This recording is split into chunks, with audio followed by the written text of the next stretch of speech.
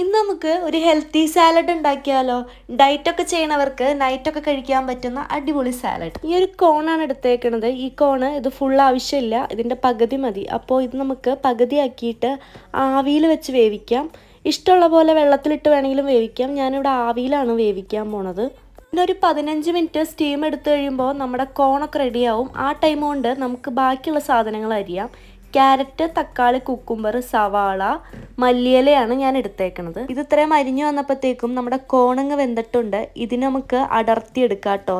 പിന്നെ അടർത്തിയതിന് ശേഷം നമുക്ക് അതിനകത്തേക്ക് ഈ അരിഞ്ഞു വെച്ചിട്ടുള്ള ഈ വെജിറ്റബിൾസ് ഇട്ട് കൊടുക്കാം. ക്യാരറ്റ്, തക്കാളി, സവാള, മല്ലിയില, പിന്നെ ആവശ്യത്തിനുള്ള ഉപ്പും കുരുമുളക് പൊടി ഇട്ട് മിക്സ് ചെയ്ത് നല്ലതുപോലെ ഇളക്കി കഴിഞ്ഞാൽ സാലഡ് റെഡിയായി. നമുക്കിത് വൈകുന്നേരം ഈവനിങ് സ്നാക്സ് ഒക്കെ ആയിട്ട് കഴിക്കാം. പിന്നെ ഈ ഡയറ്റൊക്കെ ഫോളോ ചെയ്യുന്നവർ രാത്രി സാലഡാണല്ലോ കഴിക്കണേ. അങ്ങനെയുള്ളവർക്കും ഇത് അടിപൊളിയാണ്. വലിയ വിശപ്പൊന്നും ഉണ്ടാവില്ല ഇത് കഴിച്ചു കഴിഞ്ഞാൽ. പിന്നെ ഇതിൻ്റെ കൂടെ മാതള നാരങ്ങയും കൂടെ ആഡ് ചെയ്യണത് നല്ലതാണ്. അപ്പോൾ ഈ ഒരു സാധനം നിങ്ങളൊന്ന് ട്രൈ ചെയ്ത് നോക്കൂ.